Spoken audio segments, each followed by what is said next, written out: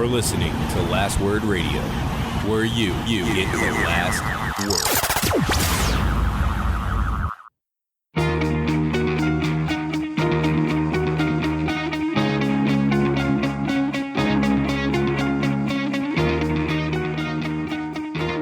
Welcome to the Fourth Line Podcast, part of the Alberta Podcast Network, powered by ATB. This is April the 27th, 2020. With you today is myself, Carl, and Stevie Nick.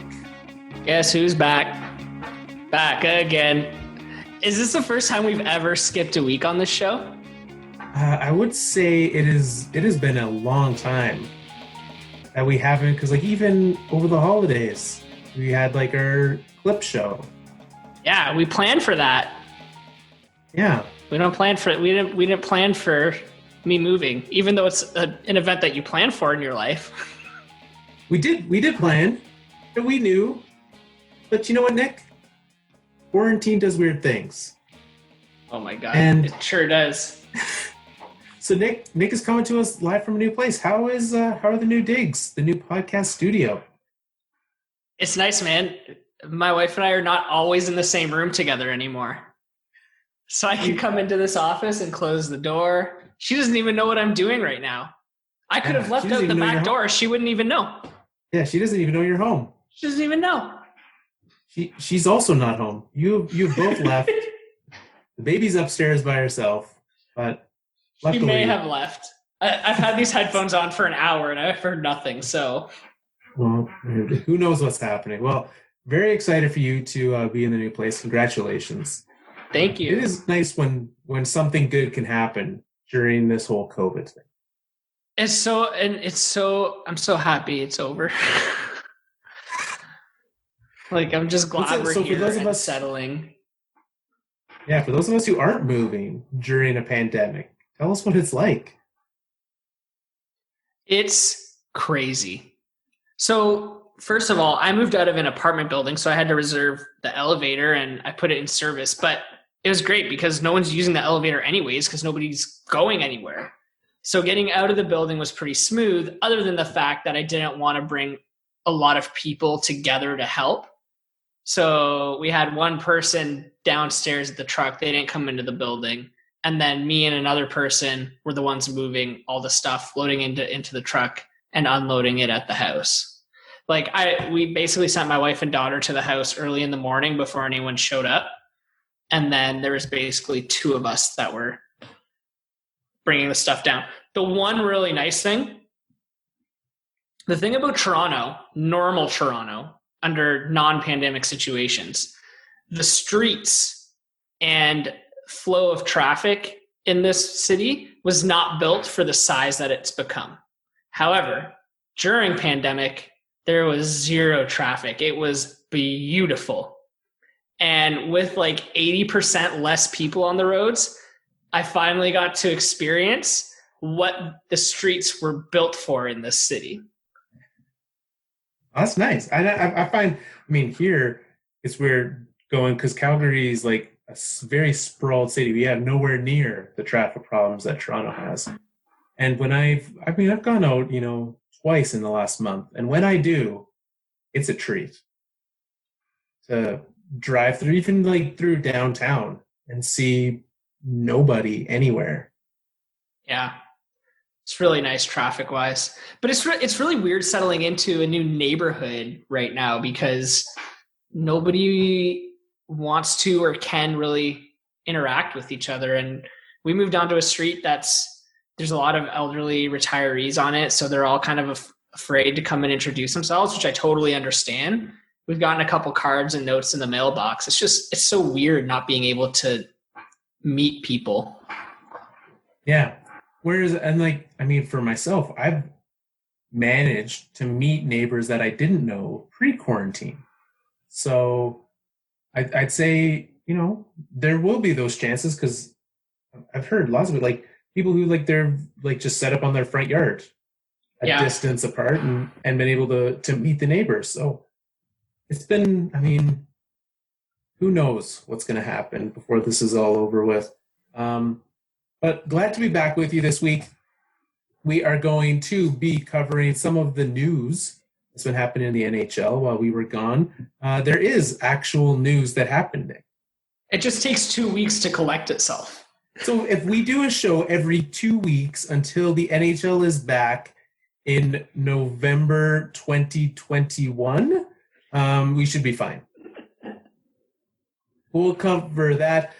We have a brand new segment that we're going to be unveiling this week as well. So very excited what that will bring. And you never know. Maybe it'll become a recurring segment. But before we get to any of that, let's remind everyone about our friends at Park Power. This show this week is powered by Park Power. We stored up the extra energy we didn't power the show with last week. We have a super energized version.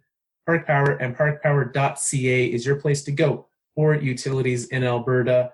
In a time when nonprofits are struggling to make ends meet, Park Power is a company that will support those. So when you use Park Power, you get to be supporting those charities.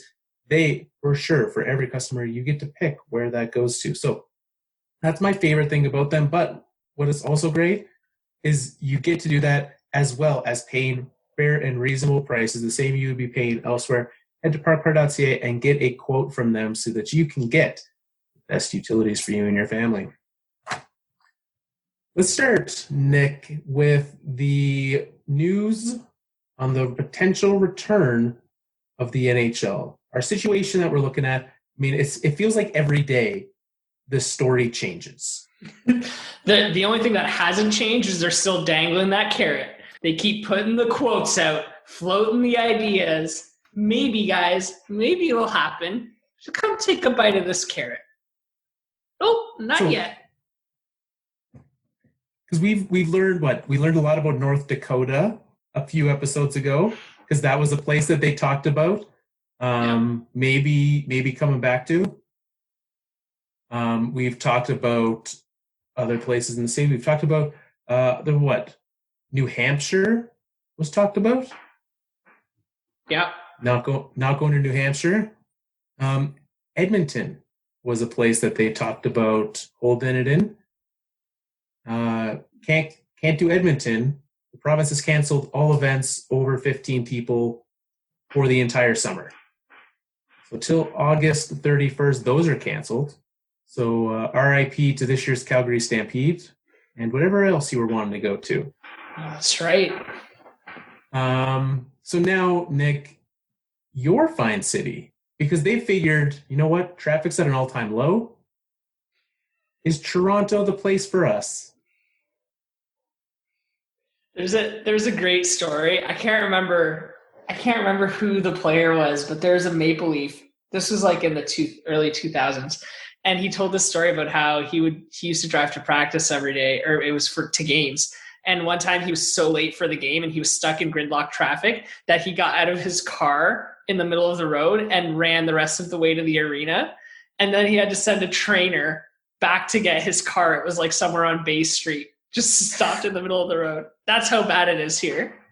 That's good. Well, I was reminded this week watching old Jays games that when David Price came to the Jays, he bought the entire team scooters so that they could get around and get to games. So here's the thing about Toronto.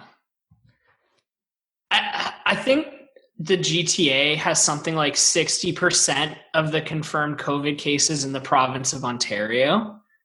So there's that. The second thing is, that sounds like a lot. Like, yeah, that's most of them. That's 60% of them.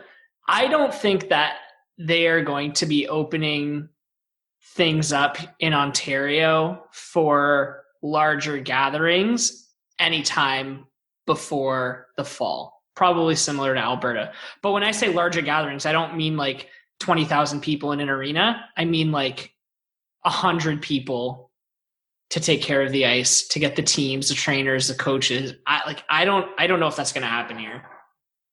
Well, so that is one question. I mean, might as well dive into that. How many people do you think it takes to actually, like, how many people have to be in a building to put on a hockey game? Because I mean, when it's not just putting it on though; it's also televising it. Right, because at beer league, there's one guy who turns on the lights and runs the Zamboni. It's the same guy. Yeah. But how many people do you think? So, I mean, there's what? You got 21 players per team, right? 20 players per team. So that's 40 people already. How many people are on a coaching staff? All told. All told? I mean, there's what, 3 on the bench? And then you got some above, like video coaches and stuff? Yeah. 5 or 6, maybe? So let's say another 10, we're at 50. Yeah. Trainers, those weren't included in that. Right? Yeah. Who knows how many trainers? Emergency staff for medical emergencies. Equipment guys. Yeah. I mean, you don't have to have security. You need officials. Yeah. Let's say we're sitting at 60, 70 right now. Yeah. And that's just from the teams. Yeah. Let alone the building and the broadcast. And the league, right? Like league officials. What about those guys who open and close the penalty box doors? Do they come? Yeah. I mean, they fall under that elderly category, so they're more at risk.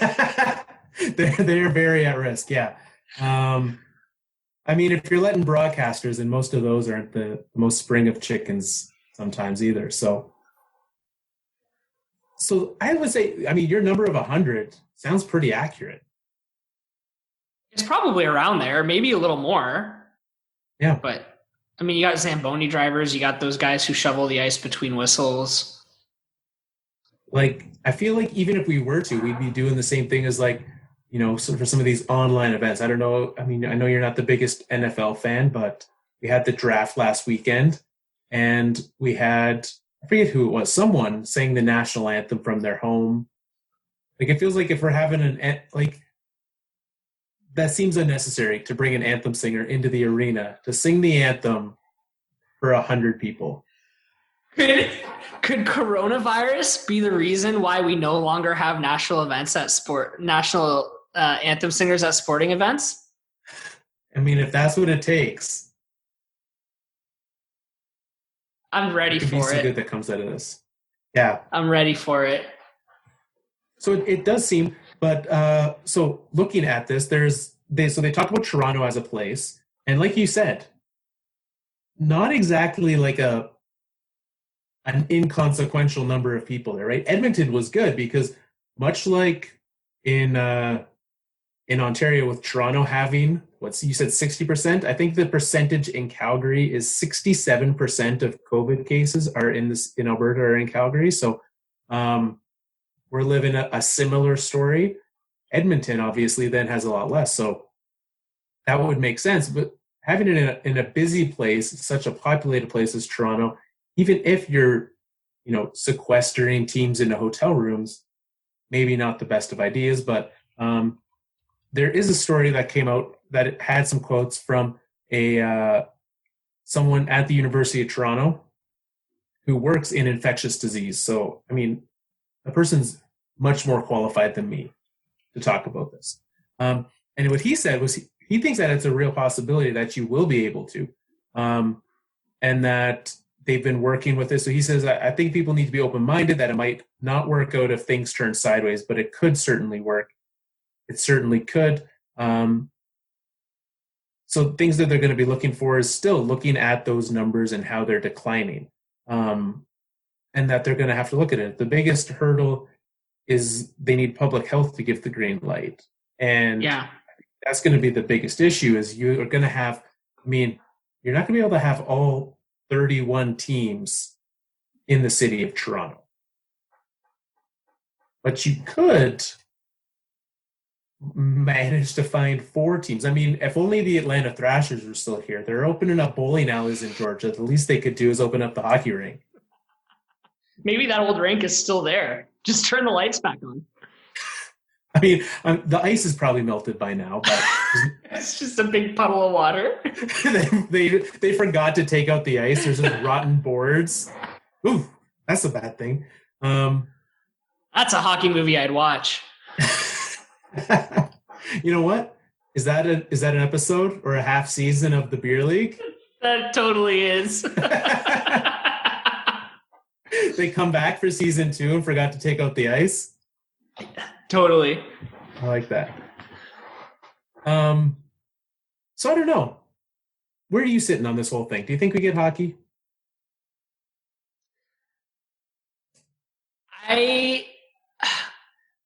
I'm less certain that the season's over now than I was when we talked 2 weeks ago. And there's a couple reasons for that. Like, one is, at least in Canada, the numbers are trending in the right direction, but it doesn't sound like the governments are willing to open things up just yet. So, like, I don't have a ton of hope for things to happen here. However, in the US, there's a lot more talk about states opening up, and that's where I see the opportunity of the league coming back, is finding 3 or 4 cities in states that are allowing their economy to open up again, and, you know, doing their kind of tournament style there where they do 3 games a week or 3 games a day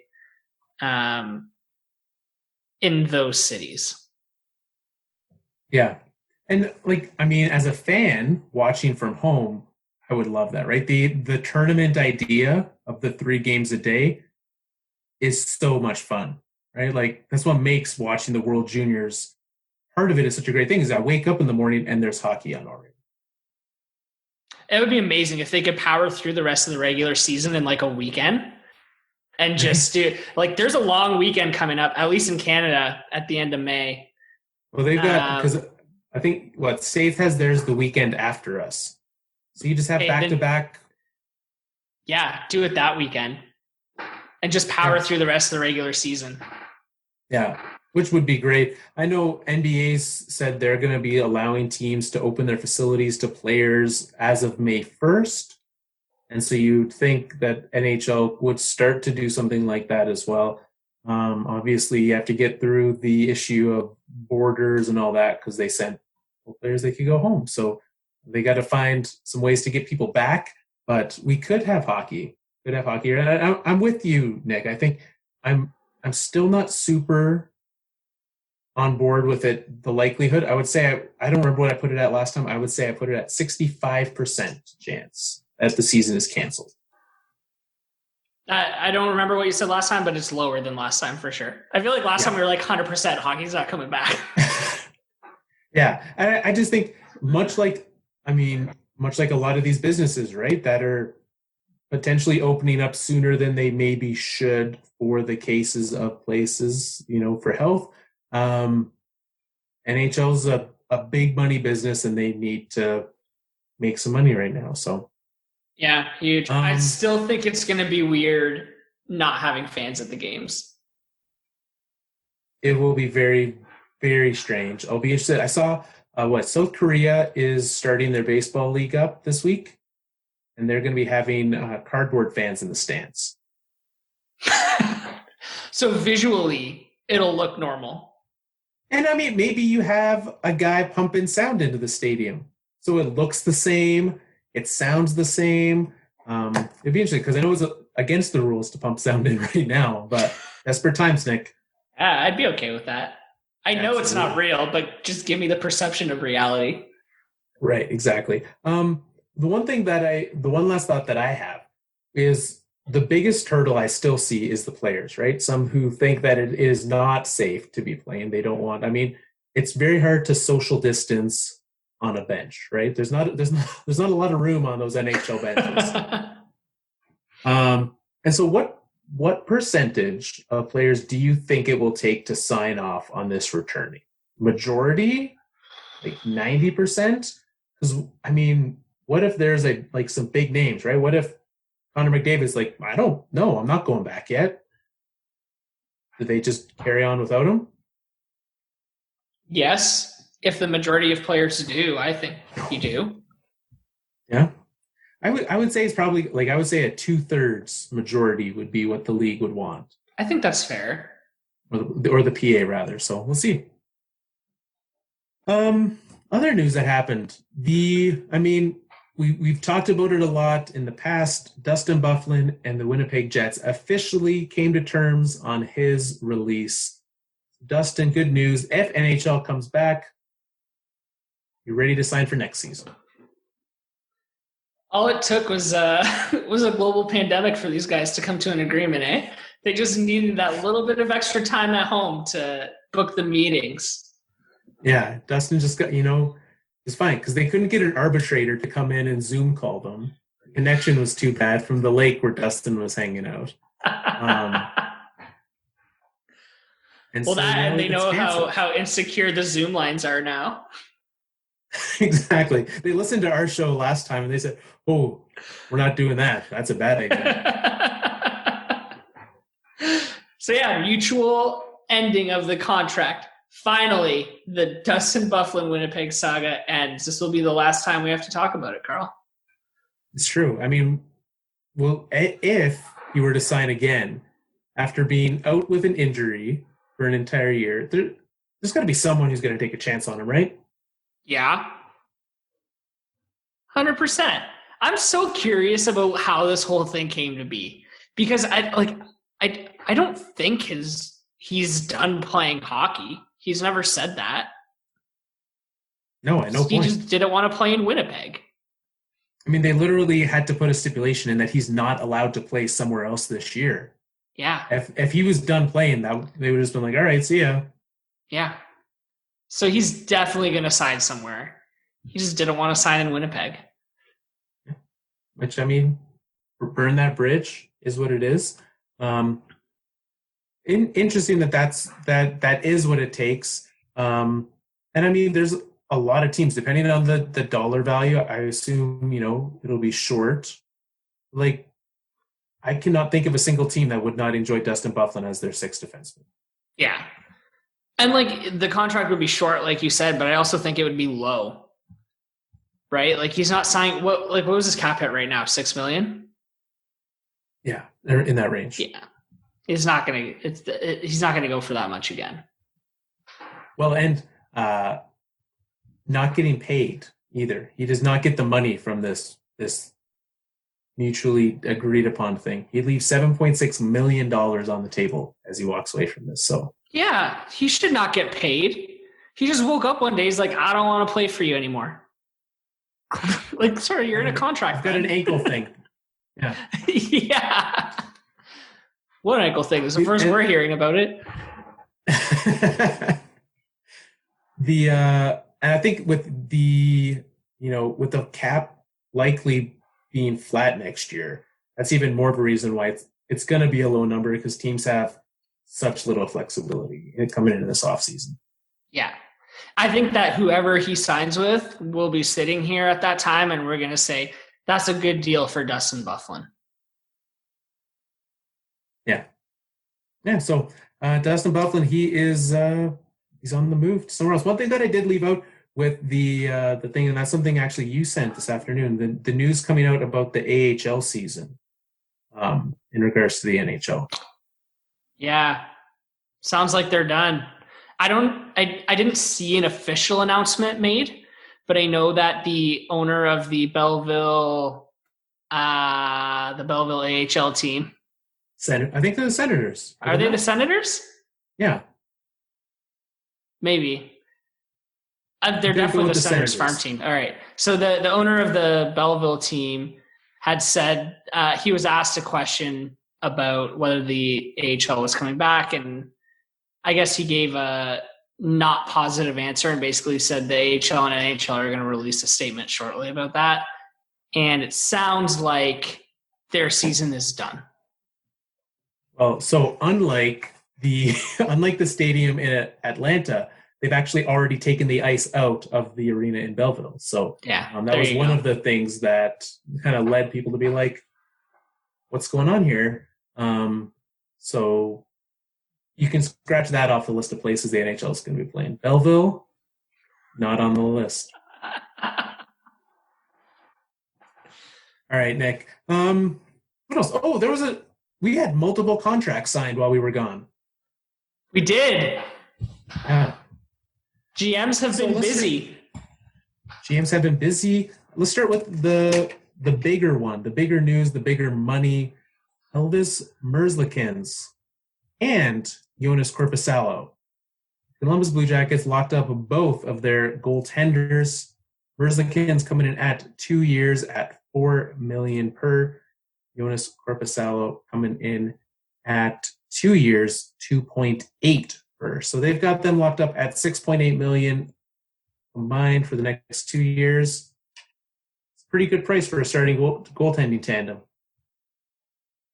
I think so. When I first saw the Elvis news and I saw the cap hit, I was like, whoa, that's high for a goalie like this. But then you start thinking about it at 2 years. You look at their roster, they don't have a ton of money committed. And you look at their goalie tandem as a whole at $6.8 million. Low risk, high reward. Yeah, there's not is there any teams out there that are clocking in under 6.8 for two goalies? Like, there's not many. No. So I don't know. It's a good deal. And it's a good deal for Elvis too. Like, good for him. Come into the league this year at $874,000. Quadruple that. I mean, he probably threw quite the quarantine celebration, Nick. What kind of a party would you throw if all of a sudden you got a contract in the $4 million range? How would you celebrate that in quarantine? Zoom party, and yes, I'd put it out on Twitter. Cameras must be on. But I mean, for a guy who came in this year was fantastic. Certainly, I was in the same, like, $4 million seemed big for 2 years, low risk for the Jackets. Takes both of these guys to unrestricted free agency as well. So if Jackets want either of them past this, they have to lock them down. But I mean, I think we saw this is in the lines of the Jordan Binnington contract from last year. Like, yeah, for a guy who came out of, almost nowhere. He was less than a nowhere than Binnington was, but a 26-year-old who comes in and does what he did, it's a pretty good contract. Yeah, for sure. And then less exciting of a contract, Nick. After being traded in the offseason, Marcus Scandella, not in the offseason, at the deadline. He was a deadline trade. Marco Scandella. This is how relevant this news is, Nick. don't even have his name right. You want to play a round of everyone's favorite game? Yes. All right. Where in the world is Marco, don't call me Marcus Scandella from? I want to say Italy, but I feel like there's no Italian NHL players. That's very on the nose, too. I'm going to say he's Canadian. He's probably from, like, Kamloops or something. He is from Montreal, Nick. He's from Montreal. So, well, he got to play for his hometown team this year. Did. And nonetheless, you're still right as well. You were not even close geographically, but you got the country right, and that's what counts in this game. I don't know why I try to go for the whole thing. Like, if I just gave the answer to the question that was asked, I would have been right. I appreciate it, though. You know what? That's what I like about you. You go the extra mile. Just to be wrong. Just to be wrong. Well, Nick, there you go. That is the news of the week in the NHL, which brings us to our new segment, Nick. It is the Quarantine Corner, segment in which we help each other and our listeners solve their quarantine conundrums. Because, there's a lot of situations that we've all gotten ourselves into. You have to figure out how to move in a quarantine. Yeah. We've got lots of people with lots of problems that they've got. But before we get to their situations, we've got some questions on Twitter and social media that we're going to get to. But before that, Nick, I want us to be able to do a little bit so that we can, reconnect since we didn't have a show last week. I feel a little distant, Nick. Okay. So we have 10 quarantine questions to get to know your partner better. Great. Just so everyone knows, I had no idea this was coming. Let's see where this goes.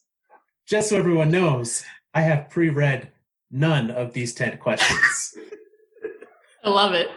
Let's do it. Here are the rules. That's right. There's rules in this with this set of questions, Nick.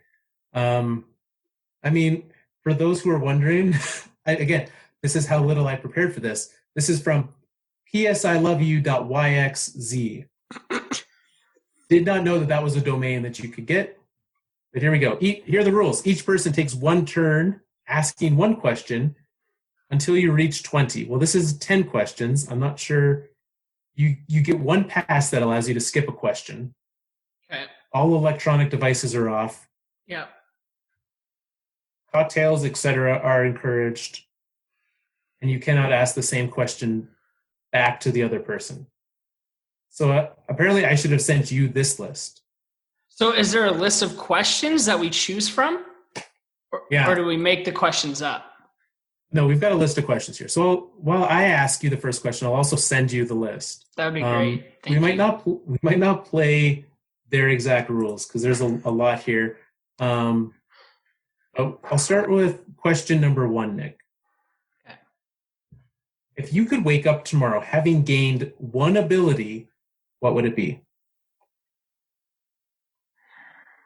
If I could wake up tomorrow having gained one ability, what would it be? It would be the ability to sleep in past 8 a.m. Ooh. So quarantine has not changed your sleep patterns, or it's made them worse? It's made them worse. I was up at 6:30 a.m. on Saturday. This baloney. That's not okay. Even when I try to sleep in, it doesn't work anymore. So I feel you there. All right. Do you got the questions? I have the questions. So I can choose any of these. You can choose any of those questions. I cannot ask you the same questions you ask me. So if there's any you don't want to ask, get them out of the way now. Okay. What did I do this week to make you feel appreciated? You know what, Nick? Here's what you did this week that made you feel appreciated. In the midst of you moving, you still reached out, and we still managed to talk about hockey. In the midst of all that you had going on, we still managed to talk about stuff, and I appreciate that. Okay, it's very nice. And I can't ask the same. Here we go. Moving down, question number 5. When was the last time you cried, Nick? Let's get a little deeper in this. Just right now, when you were telling me about how appreciated you felt. I like that. The last time I cried, I'm trying to think of, like, there's a time I can think of, but I'm trying to think of if there's a time after that. The last time I cried, it was the day my daughter was born. And I'm just trying to remember if I've cried since then. Yes, I did. The day that we closed on our house, I cried. That's a big one too. It was a big one. And I remember my mom was actually in town and I had to go drop the deposit check off to the lawyers. And she was like, "Okay, I'll come with you." So I left my wife and daughter at home. And as I was driving down to get my mom, like, the weight of what had just happened had, like, fallen on me. And I started to think about, like, this is going to be Sadie's first home. It's what she's going to remember growing up in. And I'm like, we're providing this from her. So I pulled up to my mom's condo and she stepped outside and she was like, "Oh my God, are you okay?" I was like, "Yeah, I'm fine." And she asked me a question that I thought was hilarious. She's like, "Are you crying because you're happy or are you crying because you're upset about what just happened?" And I was like, "Because I'm happy, Mom, I'm happy." She's like, "Okay, let me drive." So she kicked me out of the driver's seat. Nice. So that's the story. That's a good story. All right. Okay, here's one because I think this is interesting. Number 9. Are rich people happier? What amount of money would make you happier? I think, see, I mean, I don't know about you, Nick. I have the plan if I ever win the lottery for like the once a year I buy a lotto ticket. Mm-hmm. Have an idea. I have the number in my head of how much I need to be able to not work anymore. And I think for myself that I would do what I could to still be busy, to still do things. And essentially what I would still fill my days with things. I would most likely volunteer all of my days. So I like volunteer full time at some sort of nonprofit, run my own nonprofit, something along those lines, right? That's where, and so I think if I was in that theory rich, I'd probably be happier because I'd be picking exactly what I'm doing and would be able to do that. Not that I'm saying I hate my job right now. I'm loving what I'm doing. So, but I think that would be part of it. So I would say that I would be happier if I was rich. But are rich people in general happier? I think so. I think if you were to compare like someone who is very rich compared to like a middle class, or probably you compare to someone who's on the streets, definitely. I think it just takes away a lot of that stress. That said, a lot of those jobs that pay a lot of money are also quite stressful. Well, right. So, and I think there's a difference between being rich because of the job you're working and being rich because you like won the lottery or something. That's very true. Yes. Right? Yeah. The lotto money enables you to live the kind of life that you would want to live. Whereas the job money, like you got a lot of money, but you still got to go to work. Yes. Absolutely. Yeah. All right, Nick, here we go. Let's do two more each. Let's say that. Okay. Because we've got to get to our listeners' questions as well. What is no, not that question.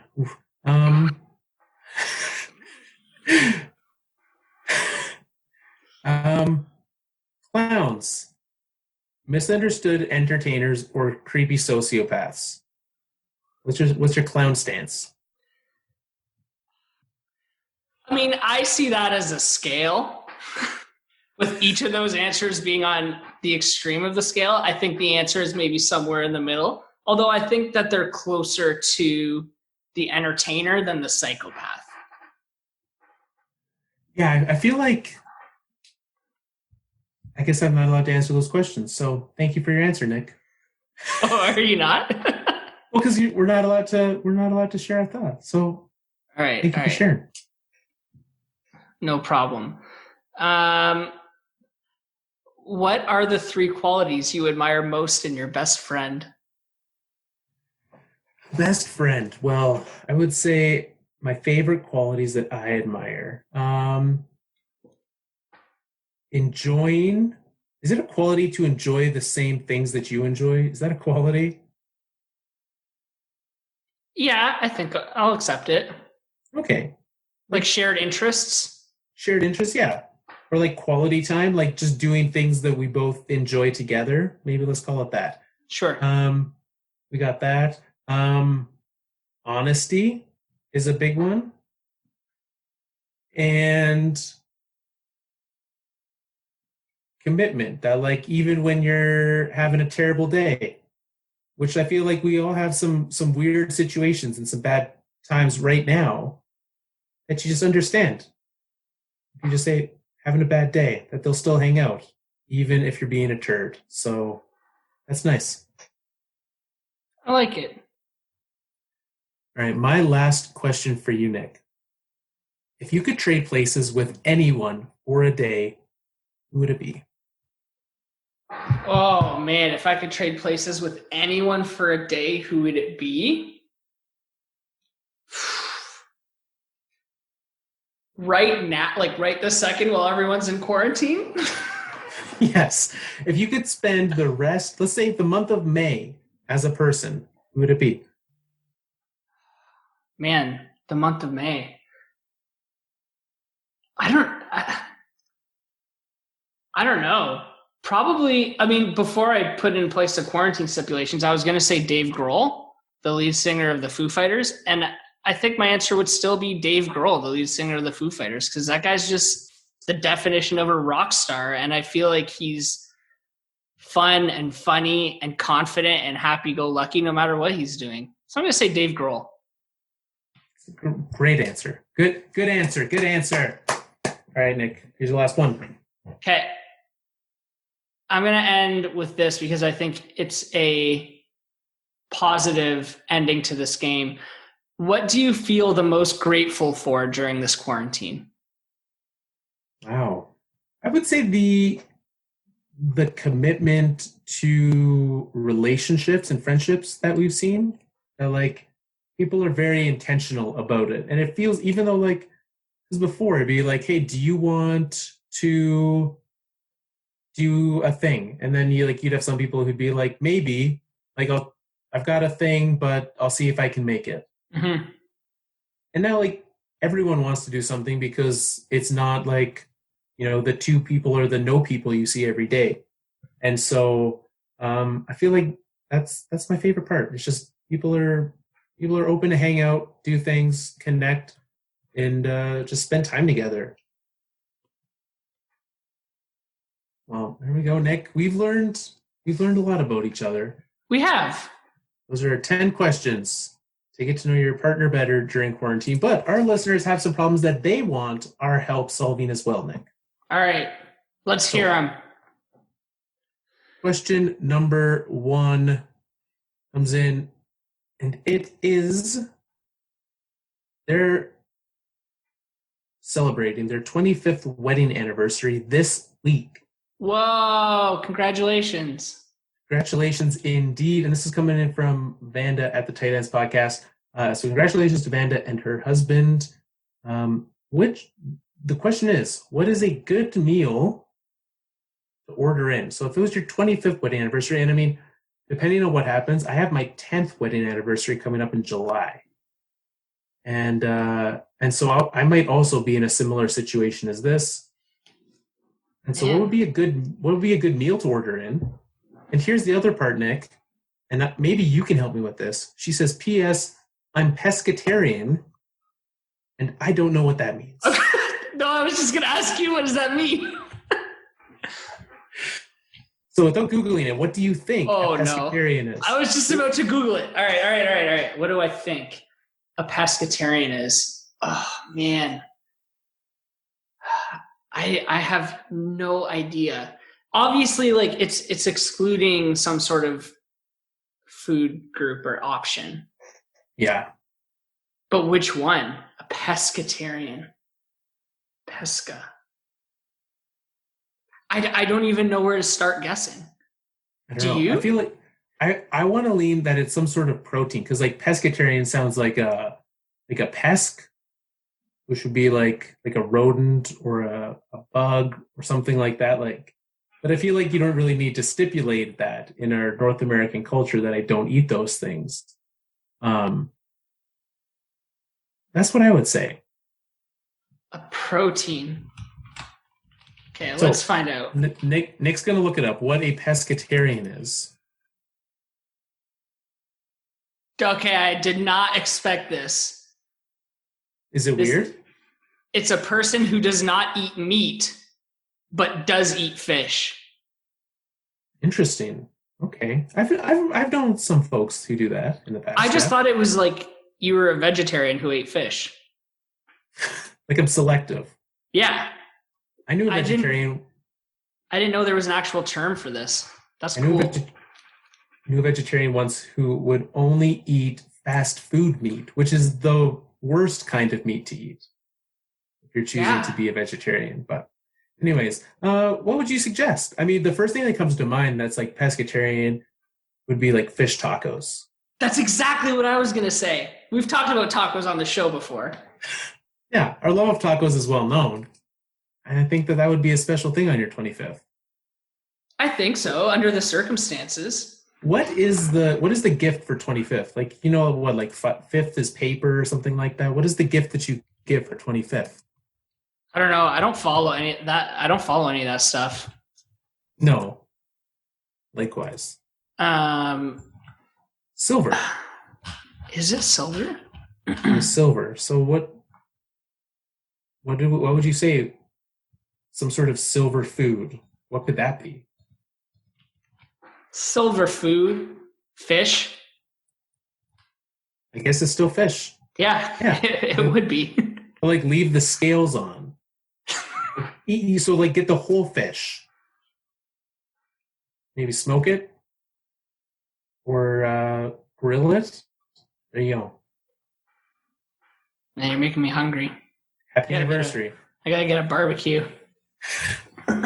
You've got to live that suburbs life now, Nick. You're not living downtown. My friend, I can't wait. All right, here we go. This one comes in. Trapped in a hospital, surrounded by children. One of them is his. So I guess the kids in the hospital, unfortunately. This comes from, and actually I do know this comes from our friend Mike Laybourne. His daughter's doing as well as she can, just checking some stuff from the hospital. So aside from listening to the podcast, what can you recommend to keep his sanity? So if you were stuck at a children's hospital during quarantine, Nick, what would you do? That got worse and worse as you read it. I was like stuck in a hospital. Oh no, surrounded by children. Oh no, one of which is his daughter. Oh no. If I was stuck in a hospital surrounded by children, what would I do for fun? Or to keep your sanity? Oh man. Make sure that phone is charged, my friend. Yes, absolutely. Go for walks. If you can. I would for sure try to walk, like I'd know the neighborhood. I would set a thing of like never walking down the same road twice.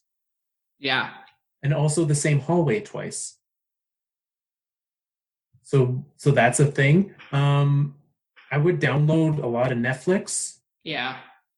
I would some puzzle books or like puzzle apps. That would be crosswords. That's what I did when I was at the hospital. Yeah, crosswords are a good one. I mean, I'm really bad at them, but I'm more of a word search level guy. I can find those words. All right, well, hopefully that's not a situation that you have to deal with for much longer. Yeah. This one comes in from our friend Herman. Everyone is talking about Tiger King, and I don't like it. How can we make it stop? You know what? It's a good question because Netflix won't remove it off your screen. I feel like every time I log on to Netflix, boom, Tiger King. How could that show still be in the top 10? Have you watched The Tiger King? So I haven't. My wife has, and she watched it while we were in the apartments. We were always sharing the room together. So I listened to most of it. Okay. See, I did watch it. I watched it in an entire afternoon. It was what I did on a Saturday. And I don't regret it. Because here's the thing. My wife also watched it first. And I was like, I mean, you've told me all these things that are hilarious. I feel like I already know what's happening.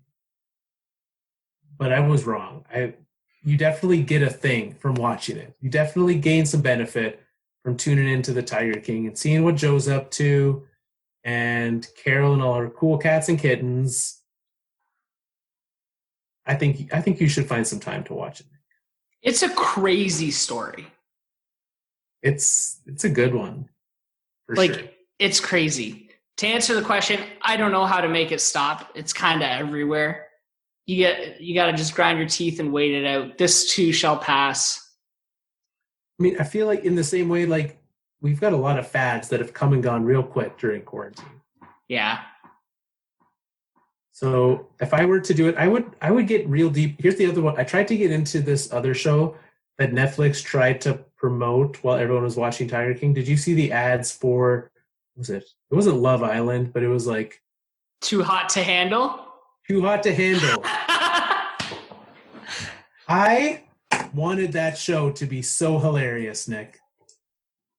And I could not get through the first 5 minutes. How seriously did it take itself? It took itself far too seriously. Like, you're a show about people who are not allowed to touch each other on this deserted island. This is exactly the most ridiculous show that it should be, and it was not what I wanted.